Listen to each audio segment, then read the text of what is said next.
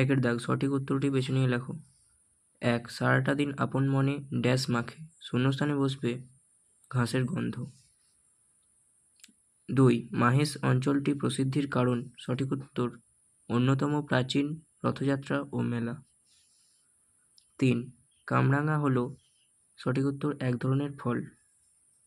4. পক্ষীবিজ্ঞানী সম্মেলনে শঙ্কুর পেপারের বিষয় ছিল, এটা হবে পাখির মস্তিষ্ক। কিন্তু চিঠিটি বড় শুষ্ক এবং প্রাণহীন। যার চিঠি শুষ্ক এবং প্রাণহীন তিনি হলেন মিস্টার স্টাডি।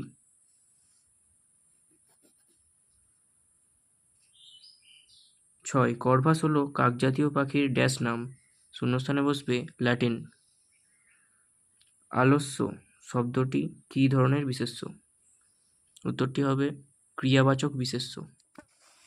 2 দাগ, সম্পূর্ণ বাক্যে উত্তর দাও। 1. জাগিয়ে ওই উঠানে তোর দাঁড়া, বাক্যটি কবিতায় কতবার উল্লেখ আছে? 2. কিশোরীর চাল ধোয়া হাত কেমন ছিল? 3. স্বামী বিবেকানন্দ চিঠির শুরুতে যে সম্বোধন করেছেন তা উল্লেখ করো। 4. আগন্তুককে রাধারানী নিজের বয়স কত জানিয়েছিল? 5. পদ কাকে বলে? 6. বিশেষের বিশেষণ পদের একটি বাক্যে উদাহরণ দাও। 7. বিমল মিষ্টিগুলো টপাটপ খেয়ে ফেলেছে, বাক্যে বিভক্তি চিহ্নহীন ক্রিয়া বিশেষণের উল্লেখ করো। 8. নিজেরা ঝগড়া বাঁধিও না, নিম্নরেখ পদটি কী ধরনের সর্বনাম? উত্তরগুলো দেখে নাও।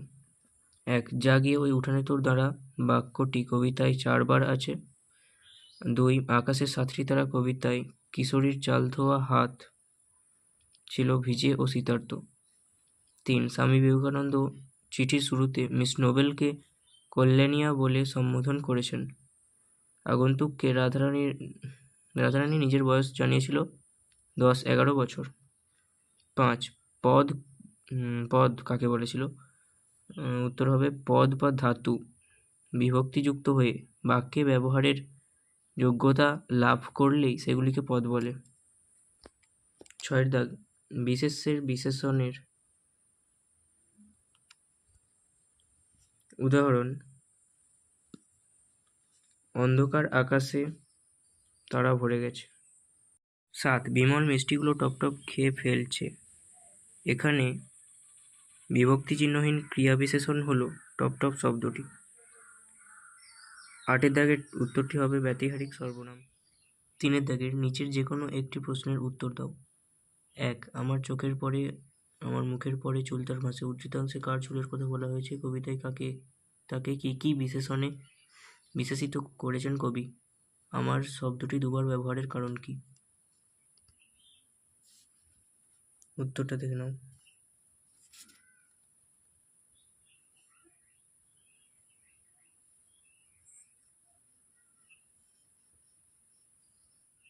পরের প্রশ্ন, আবহমান কথাটির অর্থ লেখো। আবহমান কবিতায় পল্লীগ্রামের যে ছবি ফুটে উঠেছে তার নিজের ভাষায় আলোচনা করো। প্রথমে লিখবে আবহমান কথাটির অর্থ চিরন্তন, তারপরে এই উত্তরটা লিখে নেবে।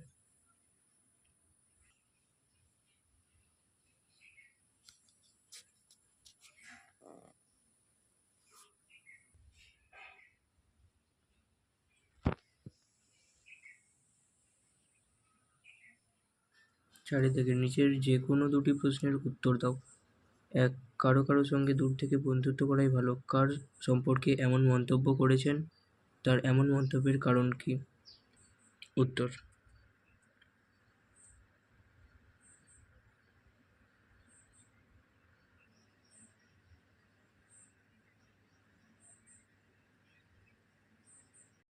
2. রাধারানী গল্প অনুসারে রাধারানীর চরিত্রের পরিচয় দাও। উত্তর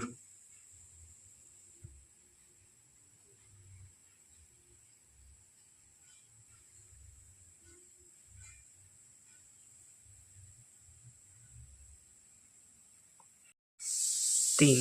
এ সাহিত্যের প্রাণ এবং দেহ উভয়ই খাঁটি বাঙালি। উদ্ধৃতাংশটি কোথা থেকে নেওয়া হয়েছে? লেখক এখানে কোন সাহিত্যের কথা বোঝাতে চেয়েছেন? সে সাহিত্যের যেরূপ লেখক তুলে ধরেছেন তার নিজের ভাষায় লেখো। প্রথমে উদ্ধৃতাংশটি কোথা থেকে নেওয়া হয়েছে এই অংশে লিখবে উদ্ধৃতাংশটি সৈয়দ মুজতবা আলীর লেখা নবনব সৃষ্টি থেকে নেওয়া হয়েছে। এরপরে এখানে কোন সাহিত্যের কথা বলা হয়েছে, এখানে লিখবে এখানে বাংলা সাহিত্যের কথা বলা হয়েছে। সে সাহিত্যের যে রূপ লেখক তুলে ধরেছেন তার নিজের ভাষায় লেখো। তারপর উত্তরটা এখান থেকে লিখে নেবে।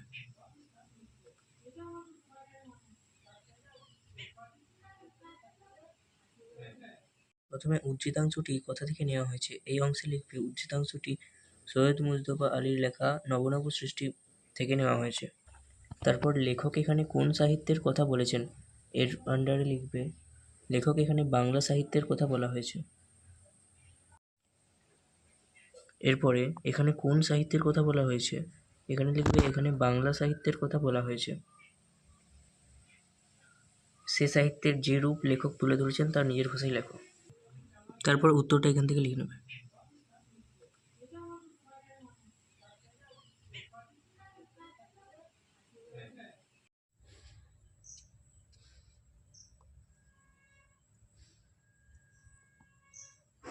পাঁচ, নিচের যে কোনো একটি প্রশ্নের উত্তর দাও।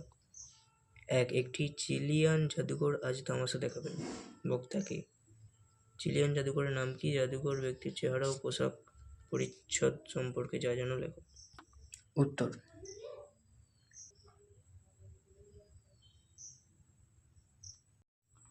পরে আছে 6 দাগের যে কোনো একটি প্রশ্নের উত্তর নিজের ভাষায় লেখো। একের আছে সারাংশ লেখো। উত্তর। পরে আছে 2 ভাবার্থ লেখো। উত্তর।